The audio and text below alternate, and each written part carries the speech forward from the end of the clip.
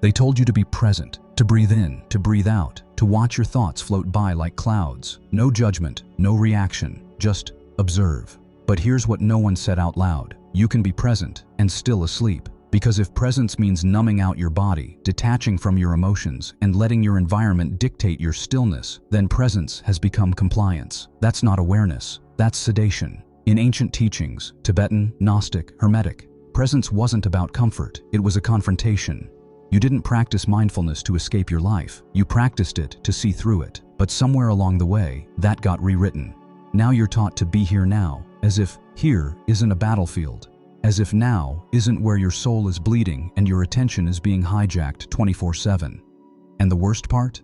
This hijacking is marketed as self-care. They made presence into a product, a mood, a morning routine, 10 minutes of calm before diving back into chaos. But ancient presence wasn't a break from the world. It was a reprogramming of perception. To be truly present meant being aware of your inner distortions. It meant catching the lies you believe before they become actions. It meant holding attention, not to relax, but to reclaim your awareness from the forces feeding on your inattention. This is the trap. Mindfulness has been weaponized, not to wake you up, but to keep you passive. They want you present, but not powerful, calm, but not questioning, observant, but never confronting the system behind your suffering. And every time you close your eyes to escape your triggers, you delay the moment you were meant to face them. So ask yourself, are you truly aware? Or just sedated with spiritual language? Let's go deeper. Let's go back, before the apps, before the breathing exercises turned into productivity hacks, before mindfulness became the buzzword of modern self-help. In ancient traditions, Tibetan monasteries, Egyptian temples, yogic science, presence wasn't about relaxing, it was about radical confrontation with the illusion of self. You didn't sit to find peace, you sat to watch the false identity burn.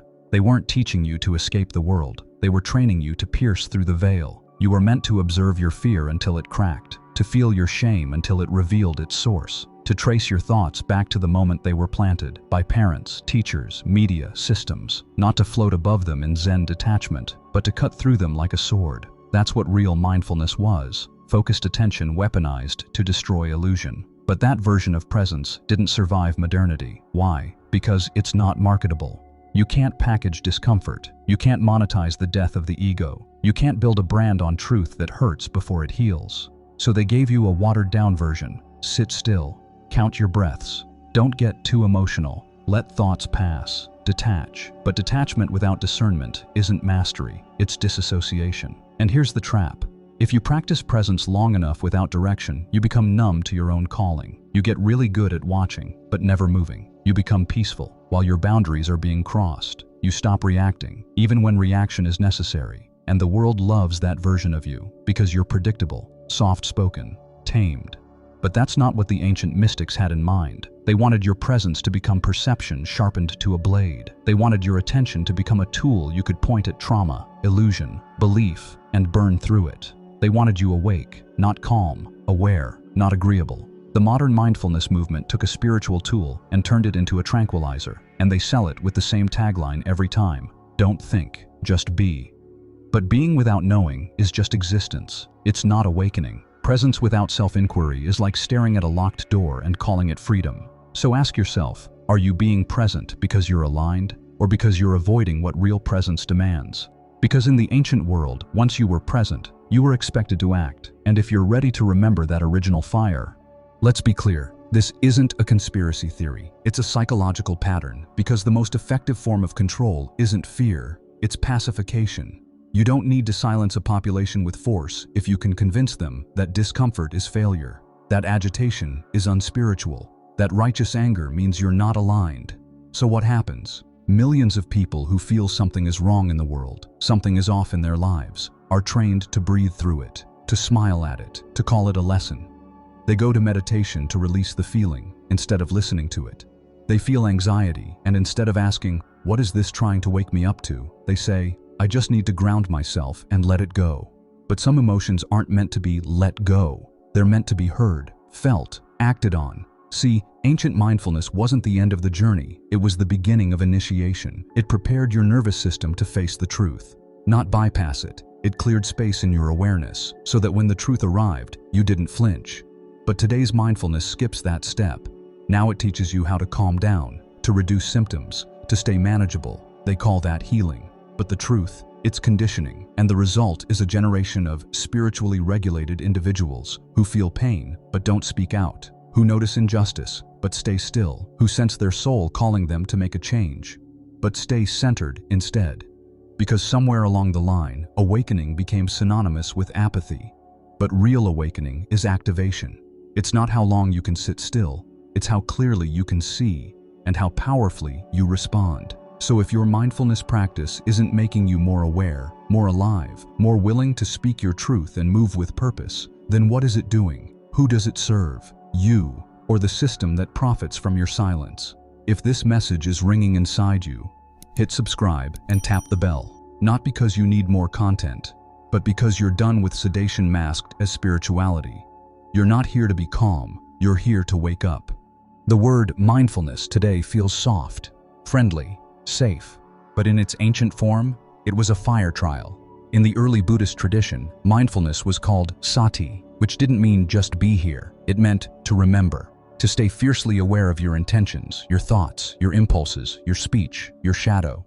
It wasn't passive, it was hyper-engaged. It was the constant discipline of watching yourself from the inside while functioning in the outer world. And in that awareness, you weren't calm, you were often shaken. Because when you truly turn inward with clarity, you don't just find peace, you find programming. You find the voice in your head that isn't yours. You feel the beliefs passed down to you, unexamined. You see how every thought is a chain reaction from something you never questioned. In ancient temples, whether in Egypt, Tibet, India, or among the early Christian mystics, this internal confrontation was the point. The present moment wasn't a vacation. It was a portal. You entered it to strip yourself down to truth, to separate your soul from your conditioning. And when that was done, only then were you trusted with power. Because presence, when real, becomes radiance. Not the soft glow of someone who retreats from life, but the sharp illumination of someone who sees everything for what it is. And this is exactly what modern mindfulness avoids. It gives you a slice of the pie, just enough to feel progress, but not enough to threaten anything real. You're allowed to meditate, but not to awaken your inner rebellion. You're allowed to notice your thoughts, but not to burn the ones that were installed to limit you. You're allowed to ground yourself, but not to question what's making you ungrounded in the first place. And that's not an accident. The original teachings of mindfulness were reserved for initiates, people willing to lose their identity to find their essence. They didn't just sit, they saw. They didn't just breathe, they broke patterns. They didn't just relax, they rose. So ask yourself, what kind of presence are you practicing? One that makes you manageable, or one that makes you dangerously awake? Presence without integration is spiritual bypass, but presence plus action equals internal sovereignty. That's what the ancients were really after. They didn't teach mindfulness so you could escape your trauma. They taught it so you could face it head on, without flinching, and take your power back, piece by piece. Because real presence doesn't just observe, it confronts, and then it decides. What stays, what goes, what gets transmuted.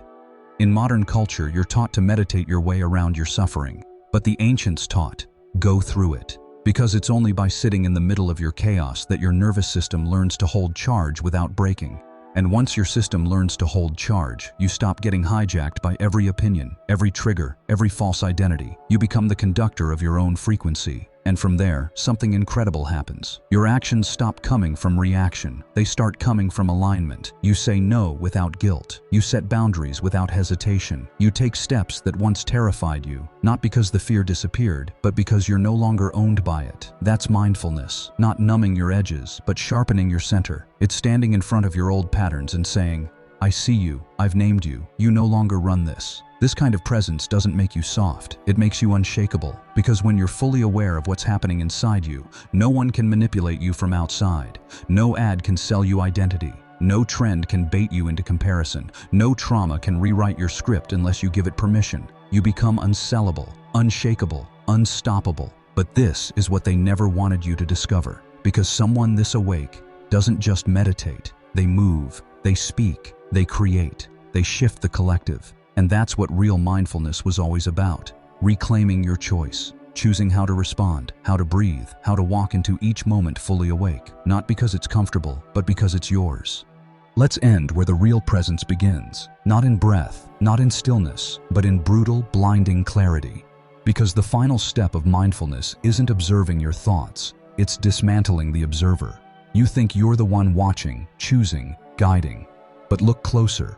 Who is choosing your goals? Who formed your beliefs? Who told you what success, love, failure, happiness should look like? Was it you? Or was it layers of cultural software wrapped around your nervous system so tightly, you started calling it personality? This is why real mindfulness, in its final form, isn't about being calm. It's about being naked. Stripped of your coping mechanisms. Stripped of identity. Stripped of every idea about who you're supposed to be, so you can finally see who you've always been. And who is that? It's not the version of you that reacts, not the one that clings to spiritual labels or counts breath like currency, not even the one who wants to be better. It's the quiet witness underneath all of it, the presence that never moves, never changes, never breaks. And when you finally reach that place, when you see through every distraction, every illusion, every practice you once thought would fix you, you don't become perfect. You become real. Real enough to know your triggers without being ruled by them. Real enough to hold space for your fear while still stepping into action. Real enough to stop needing the world to be peaceful so that you can be. Because you've found your center, and that center can hold a storm. This was the secret they hid in plain sight. Mindfulness isn't a tool, it's a mirror. And what you see in it, that's on you. So now the question that closes it all. If you sat in complete silence for 1 hour, no music, no mantra, no distraction, and met only your raw inner world, would you stay or run? Drop your answer in the comments, not because we need validation, but because someone else is watching this on the edge of remembering who they really are, and your voice might be the echo they needed.